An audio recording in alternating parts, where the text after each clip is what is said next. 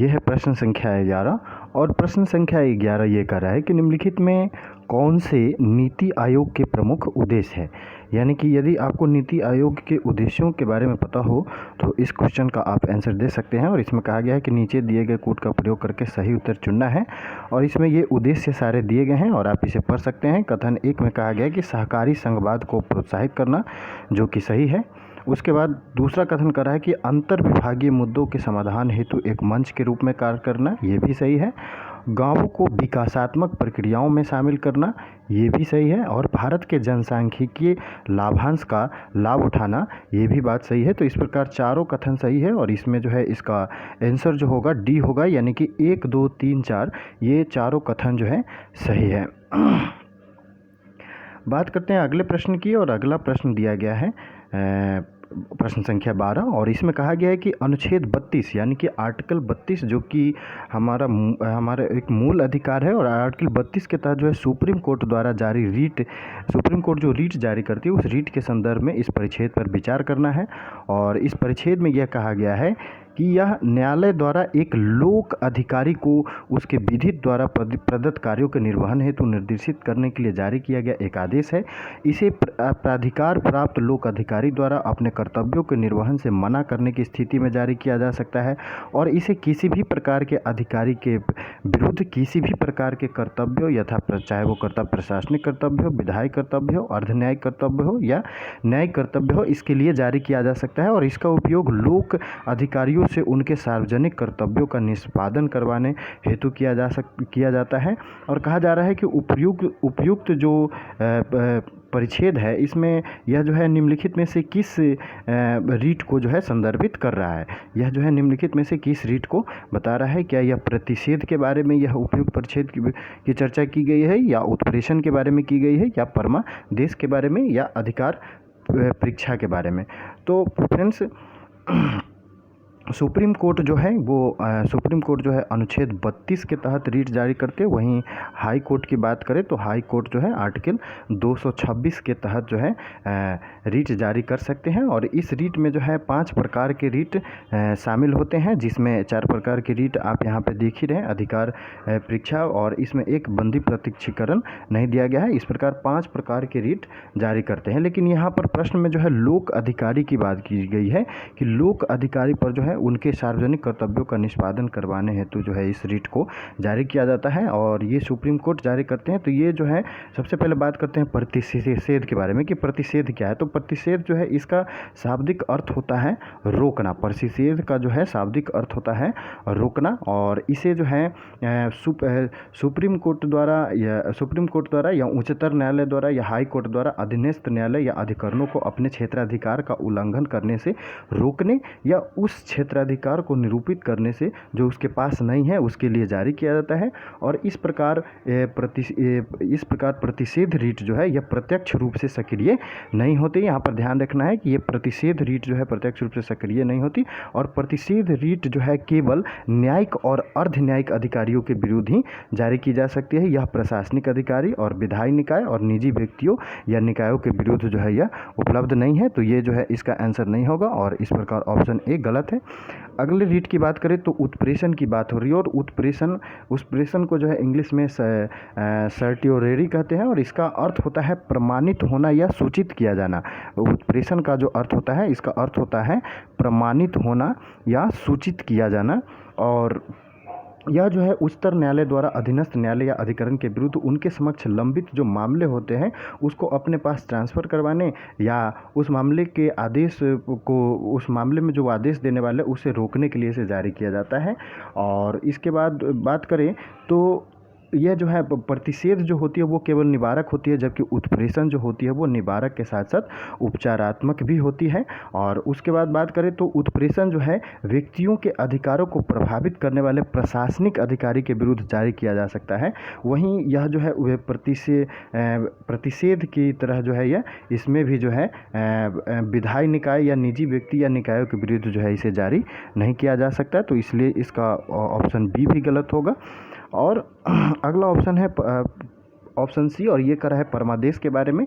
और हमारा उपयुक्त उत्तर जो है सी ही होगा, क्योंकि परमादेश में ही चर्चा की गई है कि यह जो है एक लोक अधिकारी को उसके विधि के तहत प्रदत्त कर्तव्यों के निर्वहन हेतु निर्देशित करने के लिए जारी किया जाता है। और यह प्राधिकार प्राप्त लोक अधिकारी द्वारा अपने कर्तव्यों के निर्वहन से मना करने की स्थिति में जारी किया जाता है। यह रिट लोक अधिकारियों को कर्तव्यों के निर्वहन के दौरान उनके अधिकार क्षेत्र का उल्लंघन करने से रोकता है। इसे किसी भी प्रकार के अधिकारी, यहाँ पर ध्यान देने की जरूरत है कि ये इसे किसी भी प्रकार के अधिकारी के विरुद्ध किसी भी प्रकार के कर्तव्य हो, चाहे वो कर्तव्य प्रशासनिक हो, विधायी हो, अर्धन्यायिक हो या न्यायिक हो, इसके लिए जारी किया जाता है।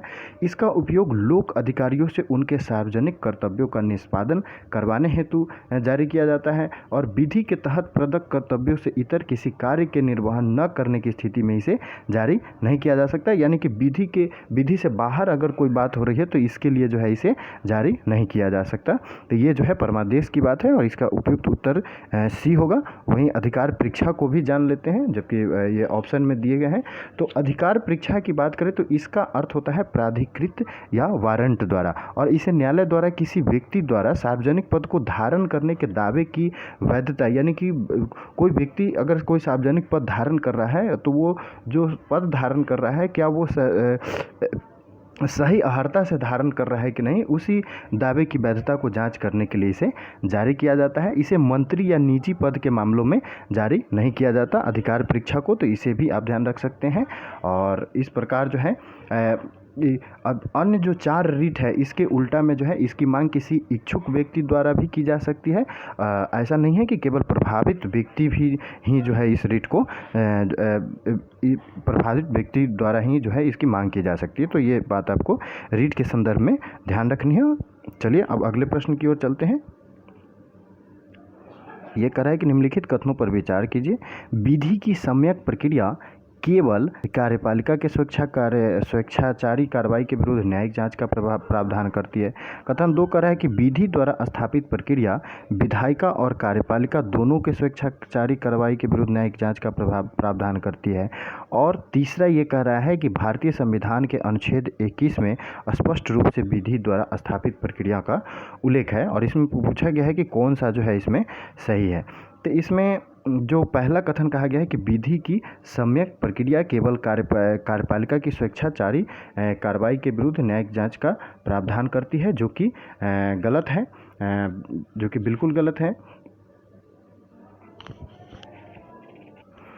तो गोपालन वाद हुआ था 1950 में, ये पहले कथन की हम बात कर रहे हैं। तो गोपालन वाद जो है हुआ था वो 1950 में। इसमें सुप्रीम कोर्ट द्वारा जो है अनुच्छेद 21 की जो है एक संकीर्ण व्याख्या प्रस्तुत की गई थी। और इसमें इस संकीर्ण व्याख्या में निर्णय दिया गया कि अनुच्छेद 1 के तहत जो है संरक्षण केवल कार्यपालिका की स्वेच्छाचारी कार्रवाई के विरुद्ध होगा, और स्वेच्छाचारी कार्रवाई के विरुद्ध होगा, न कि विधायिका की कार्रवाई से। किंतु मेनका गांधी वाद हुआ 1978 में, और इसमें जो है सुप्रीम कोर्ट ने जो है अनुच्छेद 21 की व्यापक व्याख्या प्रस्तुत करते हुए गोपालन वाद में इसमें जो निर्णय दिया था इसमें इसको पलट दिया और इसको गलत साबित कर दिया, और कहा कि विधि की सम्यक प्रक्रिया की अमेरिकी अभिव्यक्ति जो को प्रस्तुत किया। और कहा कि जो अनुच्छेद 21 के तहत संरक्षण न केवल कार्यपालिका की स्वेच्छाचारी कार्रवाई के विरुद्ध उपलब्ध होना चाहिए, बल्कि विधायिका की कार्रवाई के विरुद्ध भी उपलब्ध होना चाहिए। और इस प्रकार जो है कथन 1 जो है गलत है, यानी कि न विधि की जो सम्यक प्रक्रिया है, ये जो गोपालन वाद में निर्णय दिया गया उसमें कहा गया कि न केवल कार्यपालिका की स्वेच्छाचारी कार्रवाई के विरुद्ध बल्कि ये जो है क्या कहते हैं विधायिका की कार्रवाई के विरुद्ध भी उपलब्ध होना चाहिए और इसकी जांच की जानी चाहिए। वहीं दूसरे कथन की बात करें तो दूसरा कथन कहा गया है कि विधि द्वारा स्थापित प्रक्रिया विधायिका और कार्यपालिका दोनों की स्वेच्छाचारी कार्रवाई के विरुद्ध न्यायिक जांच का प्रावधान करती है, जो कि गलत है। दोस्तों यहाँ पर ध्यान देने की ज़रूरत ये है कि अनुच्छेद 21 में जो है यह बात दिया गया है कि किसी व्यक्ति को उसके प्राण एवं दैहिक स्वतंत्रता से विधि द्वारा स्थापित प्रक्रिया के अनुसार ही वंचित किया जा सकता है, अन्यथा नहीं। और यह अधिकार नागरिकों और विदेशियों यानी कि गैर नागरिकों दोनों के लिए उपलब्ध है। और इस प्रकार जो है ये कथन 3 जो है सही है, क्योंकि इसी में इसका उल्लेख है। और इस प्रकार जो है इसका आंसर जो है सी होगा, यानी कि केवल 3 सही होंगे, 1 2 गलत होंगे। तो इसमें गलत कैसे है, तो विधि द्वारा स्थापित प्रक्रिया और विधि की सम्यक प्रक्रिया, ये दो बातें हैं और दोनों अलग अलग है। विधि द्वारा स्थापित प्रक्रिया अमेरिकी संविधान में इसका वर्णन है, वहीं विधि द्वारा स्थापित प्रक्रिया की बात करें तो इसके भारत के संविधान में वर्णन है। हालांकि दो वादों के माध्यम से सुप्रीम कोर्ट ने जो है विधि की सम्यक प्रक्रिया को अपनाने की बात कही है, और ये जो है इसलिए विधि की सम्यक प्रावधानों को अपनाने की बात कही है क्योंकि यह जो सिद्धांत है यह व्यक्तिगत अधिकारों का अधिक निष्पक्ष उपचार प्रदान करता है, और इसलिए जो है इसमें जो है कथन 3 सही है कि इसके जो है अनुच्छेद 21 में जो है इसका उल्लेख है, और इसलिए इसका विकल्प जो है सी सही उत्तर है। कह रहा है कि संविधान किसी राज्य में राष्ट्रपति शासन लागू करने की प्रावधान करता है यदि, और इसमें सही उत्तर चुनना है और आपको बताना है। पहला कथन ये कह रहा है कि राज्य संघ द्वारा दिए गए निर्देशों के अनुपालन में विफल रहता है। दूसरा कथन कह रहा है कि राष्ट्रपति को यह समाधान हो जाता है कि राज्य का शासन संविधान के प्रावधानों के अनुसार नहीं चलाया जा सकता है। तीसरा कथन ये कह रहा है कि कानून एवं व्यवस्था को बाधित करने वाली हिंसक घटनाएं घटित होती है। तो क्या किन प्रावधानों के आधार पर जो है राज्य में राष्ट्रपति शासन लागू हो सकती है, तो संविधान के अनुच्छेद 356 के तहत जो है दो आधारों पर जो है राष्ट्रपति शासन लगाने की बात कही गई है। 356 के तहत दो बातों के आधार पर, एक तो यह है कि 356 में जो वर्णन दिया गया है उस आधार पर लग सकता है, और दूसरा जो है आर्टिकल 365 में वर्णन दिया गया है इस आधार पर लग सकता है। तो आप जानते हैं कि 356 में क्या दिया गया है। तो 356 में कहा गया है कि यदि राष्ट्रपति का किसी राज्य के राज्यपाल से प्रतिवेदन मिलता है या यह उनको ज्ञात हो जाता है कि ऐसी स्थिति उत्पन्न हो गई है जिसमें उस राज्य का शासन संविधान के उपबंधों के अनुरूप नहीं चल रहा है या नहीं चलाया जा सकता, तो वह राष्ट्रपति शासन लागू करने की अधिघोषणा जारी कर सकता है, ये 356 के तहत। वहीं 365 के तहत बात करेंगे तो 365 में यह उपबंध किया गया है कि यदि संघ द्वारा दिए गए किन्हीं कोई भी निर्देश हो और उसको अनुपालन करने में या उनको प्रभावी करने में कोई राज्य विफल रहता है, तो वहाँ राष्ट्रपति के लिए यह मानना विधिपूर्ण होता है कि ऐसी स्थिति उत्पन्न हो गई है कि जिसमें उस राज्य का शासन संविधान के उपबंधों के अनुसार नहीं चलाया जा सकता, और इस प्रकार जो है अनुच्छेद 365 के आधार पर वहाँ पे राष्ट्रपति शासन लग जाती है। ठीक है, और उसके बाद संविधान में राष्ट्रपति शासन लागू करने के आधार के रूप में कहीं भी जो है कानून एवं व्यवस्था को बाधित करने वाली हिंसक घटनाओं का उल्लेख नहीं किया है, इसलिए ऑप्शन 3 गलत है और ऑप्शन 3 गलत है, तो ये तीनों विकल्प जो है गलत हो गए और हमारा उपयुक्त उत्तर जो है ए होगा, यानी कि 1, 2 दोनों सही है। और इस प्रकार जो है सिर्फ विकल्प 3 से ये पता चल गया कि ये तीनों जो है गलत हैं। चलिए अगले प्रश्न की ओर चलते हैं। अगला प्रश्न है प्रश्न संख्या 15, और प्रश्न ये कह रहा है कि हाल ही में आरबीआई द्वारा अस्थाई जमा सुविधा, यानी कि अस्थाई जमा सुविधा का मतलब ये हो गया कि स्टैंडिंग डिपॉजिट फैसिलिटी, ये जो है आरंभ करने पर विचार किया जा रहा है। और इसका उद्देश्य क्या है? क्या इसका उद्देश्य कुल मांग को बढ़ाने हेतु बाजार में तरलता में वृद्धि करना है, या बैंकों को आरबीआई में फंड आरक्षित करने की अनुमति प्रदान करके उनके पास उपलब्ध अतिरिक्त तरलता को अवशोषित करना है, या नवीन साधन प्रदान करके अर्थव्यवस्था में बचत को बढ़ाना है, या अवसंरचना में निवेश को बढ़ावा देकर अर्थव्यवस्था की मंद गति को त्वरित करना है। तो यहाँ पर बात हो रही है आरबीआई के स्टैंडिंग डिपॉजिट फैसिलिटी की, और इस पर जो है आरबीआई सक्रिय रूप से विचार कर रहा है। और इसके तहत होगा क्या कि बैंक जो है बिना कोलेटरल के, यानी कि बिना संपार्श्विक के कितनी भी धनराशि आरक्षित कर सकता है, और इससे क्या होगा कि वो धनराशि जो आरक्षित करेगा इससे आरबीआई को जो है रिवर्स रेपो रेट जो होती है उससे कम दर पर बैंकों के पास उपलब्ध जितनी भी अतिरिक्त तरलता होगी उसको अवशोषित करने में सहायता मिलेगी आरबीआई को। और ये जो एसडीएफ प्रारंभ होगा, एसडीएफ मतलब कि स्टैंडिंग डिपॉजिट फैसिलिटी, एसडीएफ की बात हो रही है, ये जो प्रारंभ होगा, ये एसडीएफ जो प्रारंभ होगा इससे क्या होगा कि यह जो है तरलता प्रबंधन के लिए अल्प ब्याज दर वाला एक साधन हो जाएगा, यानी कि lower bound of the corridor बन जाएगी। और इसके लिए जो है कहा जा रहा है कि सबसे पहले जो है इसके लिए 2014 में उर्जित पटेल की अध्यक्षता में गठित मौद्रिक नीति समिति की रिपोर्ट पर जो है इस सुविधा को सरकार द्वारा स्वीकृति प्राप्त हुई। और इसके बाद जो है वित्त विधेयक के माध्यम से 2018 में जो है आरबीआई ने क्या किया, फिर 2018 में RBI अधिनियम में जो है भी संशोधन किया गया और वर्तमान में इसे जो है औपचारिक रूप से लागू किया जा सकता है, जिससे RBI जो है रिवर्स रेपो दर से जो है अलग जो CRR पर अतिरिक्त तरलता को स्वीकार करने हेतु सक्षम हो सकेगी और इसके लिए बैंकिंग प्रणाली को जो है बंड प्रदान करने की कोई आवश्यकता नहीं होगी और इसलिए जो है इसका विकल्प बी सही उत्तर होगा कि बैंकों को RBI में फंड आधारित आरक्षित करने की अनुमति प्रदान करके उनके पास उपलब्ध जो अतिरिक्त तरलता है उसको अवशोषित करने का जो है इसमें कार्य किया जाएगा। अगला प्रश्न ये पूछा गया है कि सांसद स्थानीय क्षेत्र विकास योजना यानी कि MP-LEDS के संदर्भ में निम्नलिखित कथनों पर विचार कीजिए और इसमें कथन दिए गए हैं अलग अलग। पहला कथन ये दिया गया है कि MP-LEDS के तहत प्रत्येक सांसद को उसके निर्वाचन क्षेत्र में विकास कार्यों के निष्पादन हेतु 5 करोड़ रुपये अंतरित किए जाते हैं, वो भी प्रत्यक्षता। और यहाँ पर प्रत्यक्षता वर्ड जो है इसको गलत कर रहा है, प्रत्यक्षता नहीं दिए जाते हैं।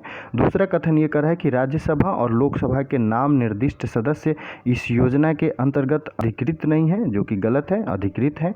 और तीसरा कथन ये कर रहा है कि सांख्यिकी और कार्यक्रम कार्यान्वयन मंत्रालय इस योजना के प्रवर्तन हेतु नोडल मंत्रालय है, तो बिल्कुल सही बात है, सांख्यिकी और कार्यक्रम कार्यान्वयन मंत्रालय इस योजना के प्रवर्तन हेतु जो है नोडल मंत्रालय है। और इस प्रकार जो है 1-2 विकल्प दोनों गलत है, तो इसका जो है उपयुक्त उत्तर बी होगा, यानी कि 3 सही होगा, यानी कि तीसरा विकल्प बी जो है विकल्प सही है, यानी कि इसका आंसर जो है केवल 3 होगा।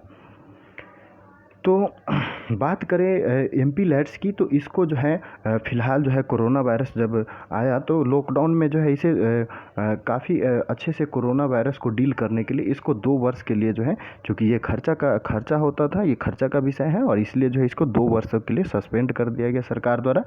और यह जो है पूर्णतः जो है केंद्र सरकार द्वारा वित्त पोषित योजना है और प्रत्येक सांसद के निर्वाचन क्षेत्र हेतु जो है यह निधि जो है 5 करोड़ रुपये है। लेकिन यहाँ ध्यान देने वाली बात यह है कि प्रत्यक्षतः जो है यहाँ पर अंतरित नहीं की जाती और 5 करोड़ ही की जाती है, ये बात सही है, लेकिन प्रत्यक्षतः नहीं की जाती। इसको जो है चयनित जिले के जिला प्राधिकरण को जो है संवितरण इसका किया जाता है, इसलिए जो है कथन 1 गलत हो गया। और उसके बाद बात करें तो राज्यसभा और लोकसभा के नाम निर्दिष्ट सदस्य देश में कहीं भी जो है विकास कार्यों को करने के लिए अनुशंसा कर सकते हैं, तो यहाँ पर ये जो है गलत हो गया कि अधिकृत नहीं है। और वहीं तीसरे कथन की बात करें तो राज्यसभा और लोकसभा के नाम निर्दिष्ट सदस्य देश में किसी भी जिले के नोडल जिले के रूप में चयन हेतु अधिकृत हैं और वो सांख्यिकी और कार्यक्रम कार्यान्वयन मंत्रालय जो है इस योजना के प्रवर्तन हेतु नोडल मंत्रालय है। और एक और बात यहाँ पर ध्यान ये रखना है कि सांसदों को जो है प्रति वर्ष अनुसूचित क्षेत्रों में जो है जो अनुसूचित क्षेत्र आदिवासी क्षेत्र है उसमें जो है विकास करने के लिए कम से कम 15% की लागत वाले विकास कार्य को करने के लिए जो है अनुशंसा करना आवश्यक है SC वाले क्षेत्र में। वहीं ST अर्धशासित वाले क्षेत्र में जो है यही 5% जो है विकास करने के लिए अनुशंसा करना जो है जिसमें 5% लागत लग रहा है, 5 करोड़ का 5%, उसका जो है अनुशंसा करना आवश्यक है। और साथ साथ ये भी ध्यान रखना है आपको कि MP-LEDS निधि को जो है मनरेगा और खेलो इंडिया तक भी विस्तारित किया जा चुका है, तो ये किया जा सकता है, यानी कि ये भी आपको ध्यान रखना है कि मनरेगा को खेलो इंडिया और मनरेगा तक भी विस्तारित किया जा सकता है। इस प्रकार जो है आप देख सकते हैं कि इसका उत्तर जो है 1-2 दोनों गलत है, चूँकि 3 ही सही है, तो इसलिए जो है इसका उपयुक्त उत्तर बी होगा, यानी कि केवल 3 सही है। बात करें अगले प्रश्न की, तो अगले प्रश्न है प्रश्न संख्या 17 और ये कह रहा है कि हाल ही में सुर्खियों में रहे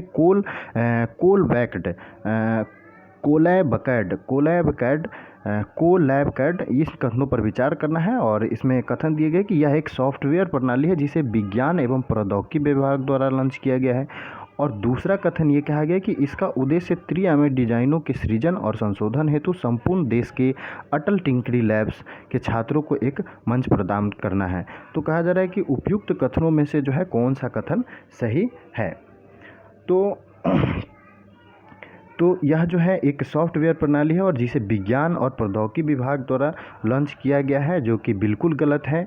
अप्रैल 2020 में जो है अटल नव प्रवर्तन मिशन आया था, अप्रैल 2020 में अटल नव प्रवर्तन मिशन आया था और इसी में मिशन जो है यह जो है नीति आयोग और राष्ट्रीय सूचना विज्ञान केंद्र, यानी कि यहाँ पर नीति आयोग की बात हो रही है और NIC की बात हो रही है, यानी कि नेशनल इंफॉर्मेटिक सेंटर, ये जो है राष्ट्रीय सूचना विज्ञान केंद्र द्वारा संयुक्त रूप से जो है इसको लॉन्च किया गया है। किसको?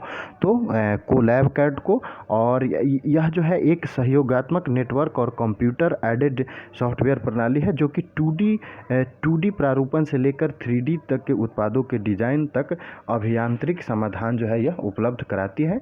और वहीं तो इसलिए जो है ये गलत हो गया, क्योंकि इसको जो है विज्ञान एवं प्रौद्योगिकी विभाग द्वारा लॉन्च नहीं किया गया। वहीं दूसरे कथन की बात करें तो दूसरा कथन ये कहा गया है कि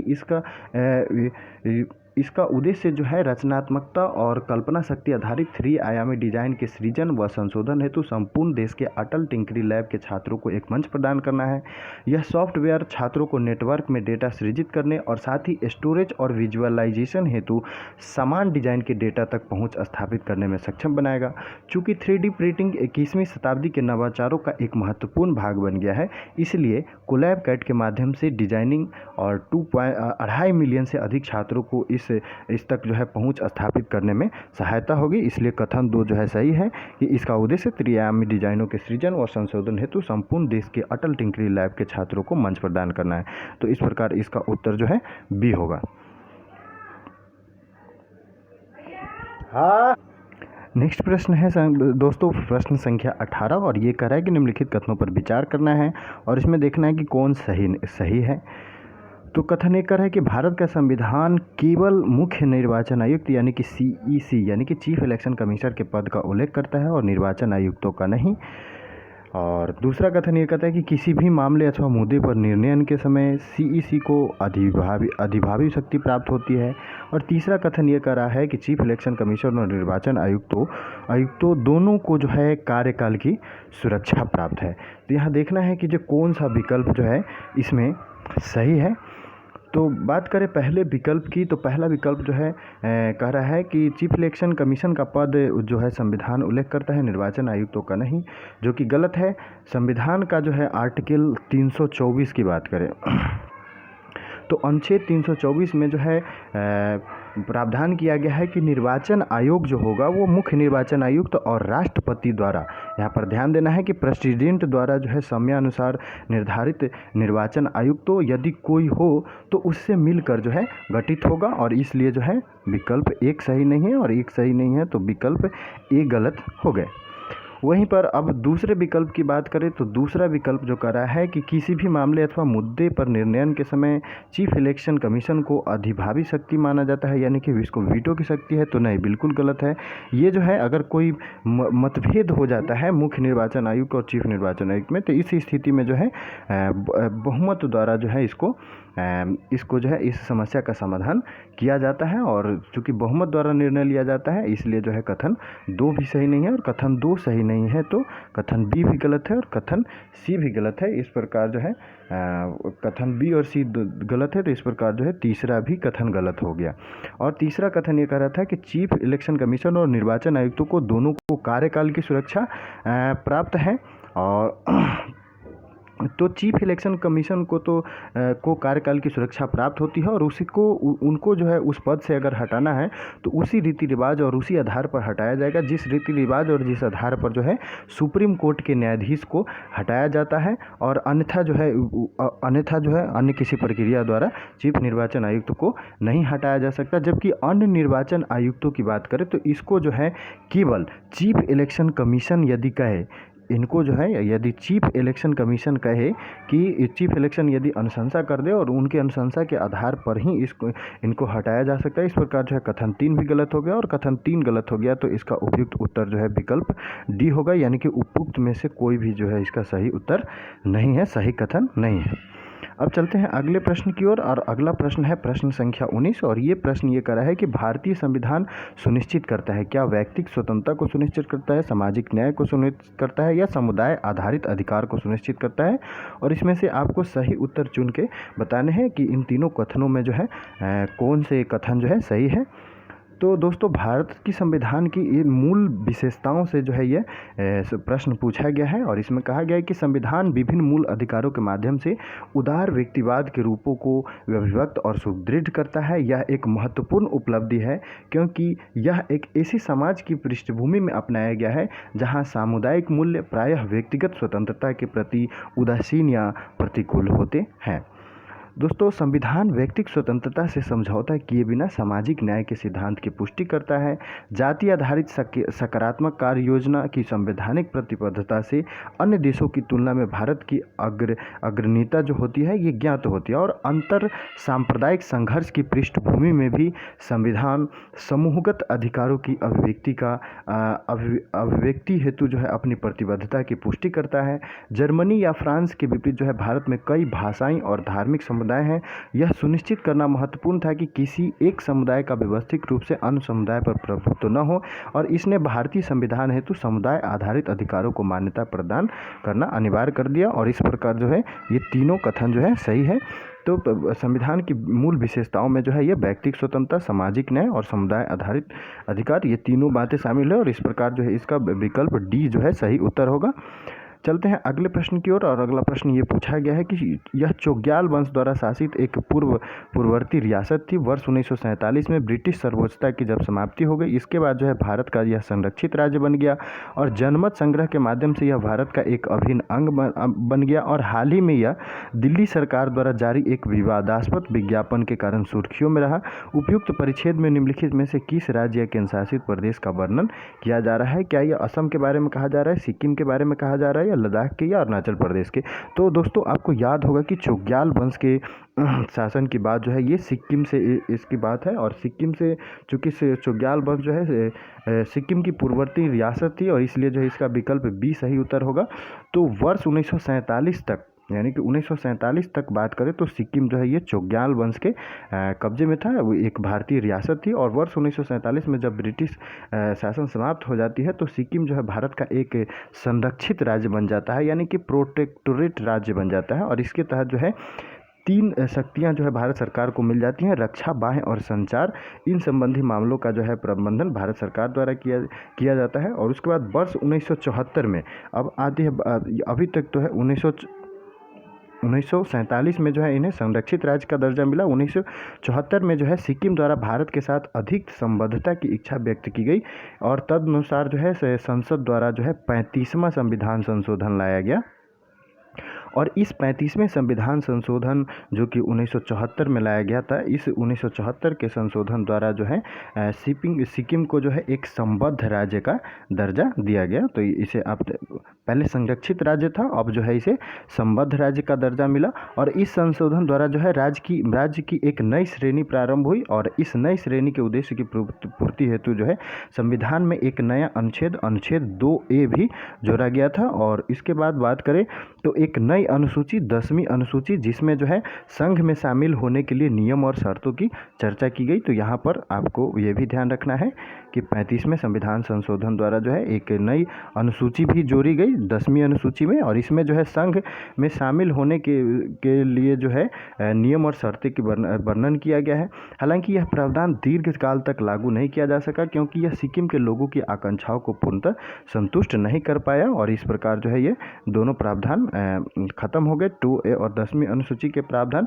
और इस प्रकार जो है वर्ष 1975 में एक जनमत संग्रह हुआ और इसके द्वारा जो है चोग्याल शासन को समाप्त करने के लिए मत दिया गया और सिक्किम जो है भारत का इस प्रकार जो है एक अभिन्न अंग बन गया और परिणामतः जो है सिक्किम का भारतीय संघ के पूर्ण राज्य और पूर्ण राज्य के रूप में जो है सिक्किम हमारे देश का जो है 22वां राज्य बना और इसके लिए जो है 36वां संविधान संशोधन 1975 लागू किया गया, जो कि आपको ध्यान रखनी है कि 36वां संविधान संशोधन 1975 लागू किया गया और इस संशोधन की सहायता से सिक्किम के प्रशासन के संबंध में कुछ विशेष प्रावधान करने के लिए एक नया अनुच्छेद जो है 371F जोड़ा गया। तो ये भी बात आपको ध्यान रखनी है। और हाल ही में जो है दिल्ली सरकार ने एक भर्ती विज्ञापन जारी किया गया था जिसमें उन्होंने जो है भूटान और नेपाल के लोगों के साथ साथ सिक्किम के लोगों को अन्य देश के निवासी के रूप में वर्णित किया गया, जो कि सरासर गलत है। न कि भारत के नागरिक के रूप में बाद में काफ़ी विरोध हुआ और विवाद उत्पन्न हो गया, इसलिए जो है इसे जो है बाद में वापस ले लिया गया। तो ये जो है बात हो रही थी पूरी सिक्किम के बारे में। चलिए मिलते हैं अगले सेट में।